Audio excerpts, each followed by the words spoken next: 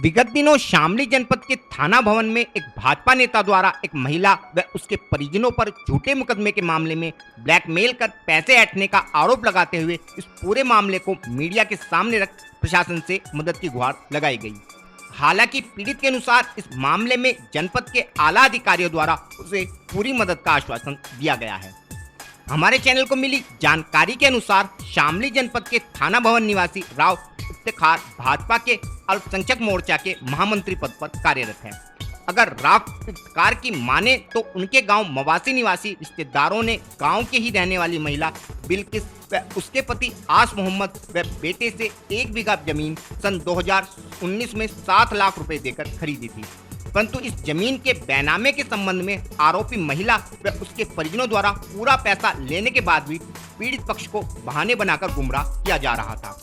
काफी समय तक भी जब आरोपी महिला ने अपने तय वायदों के अनुसार जमीन का बैनामा नहीं किया तो पीड़ित पक्ष ने हार कर इस मामले में पुलिस का सहारा लेते हुए आरोपी महिला के विरुद्ध एक प्रार्थना पत्र पुलिस अधीक्षक शामली के कार्यालय व कादरगढ़ पुलिस चौकी में देते हुए अपने पैसे वापस दिलाने की गुहार पुलिस से लगा, परंतु पुलिस ने इस मामले में उल्टा पीड़ित पक्ष व उसके रिश्तेदार राव इफ्तिखार के विरुद्ध ही गंभीर धाराओं में बिना जांच के ही मुकदमा कायम कर दिया। जब पीड़ित पक्ष को इस बात की जानकारी हुई तो पीड़ित पक्ष द्वारा जनपद के आला अधिकारियों के समक्ष अपना पक्ष प्रस्तुत करते हुए मदद की गुहार लगाई गई, जिसमें आला अधिकारियों द्वारा पीड़ित पक्ष को मदद का पूरा आश्वासन दिया गया। वहीं पीड़ित राव इफ्तिखार के अनुसार आरोपी महिला बिल्किस व उसके परिजन उन पर इस मामले में दबाव बनाकर अब तक कुल 3 लाख रुपए वसूल चुके हैं तथा अब भी मुकदमा वापस लेने की एवज में यह महिला उनसे 1,70,000 रुपए की मांग और कर रही है, जिसके चलते पीड़ित व उसका पूरा परिवार मानसिक प्रताड़ना झेलने को विवश है तथा पीड़ित द्वारा इस मामले में मदद की गुहार जनपद के आला अधिकारियों से लगाई गई है। इस विषय में और अधिक जानकारी देते हुए पीड़ित राव इफ्तिखार ने बताया। मैं राव इफ्तिखार मीडिया के माध्यम से बताना चाहता हूं कि मसावी की रहने वाली एक महिला बिल्किस उर्फ बल्लो पत्नी आस मोहम्मद, जिसने दिनांक 22 अगस्त 2022 को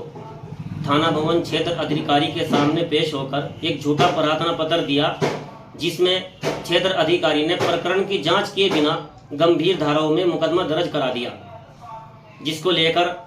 मैं पुलिस अधीक्षक शामली और डीआईजी सहारनपुर के सामने पेश हुआ, जिन्होंने मुझे आश्वासन दिया कि इसमें निष्पक्ष जांच कराई जाएगी। पुलिस की निष्पक्ष जांच से मैं मुतमईन हूं और मुझे पूरी उम्मीद है कि पुलिस इसमें पूरी ईमानदारी से मेरा सहयोग करेगी। लेकिन मुकदमा होने के बाद से ही ये महिला मुझे बार बार ब्लैकमेल कर रही है, मेरे आवास पर आती है, मुझसे पैसों की मांग करती है, बार बार मुझे और मेरे बच्चों को डराने धमकाने की बात करती है कि तुझे और भी झूठे मुकदमों में फंसा दूंगी। इसी बात को लेकर दिनांक 21 सितंबर 2022 को ये और इसका लड़का मेरे आवास पर आए, मेरे ऑफिस में बैठे और मुझसे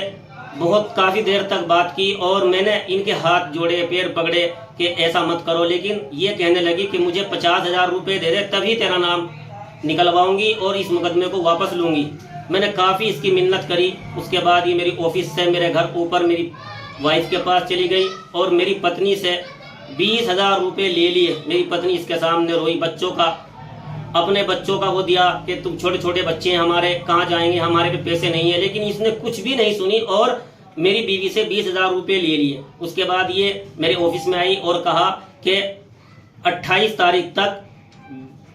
30,000 रुपये और दे देना। मैं दिनांक 28 तारीख में इस 28 सितंबर 2022 को इसको 10,000 रुपये और दिए और मैंने कहा मेरे पास और नहीं है। इसने कहा कि अब मुझे तेरे से 1,70,000 रुपये और चाहिए और ये 30 तारीख तक दे देना, यानी कि 30 सितंबर 2022 तक अगर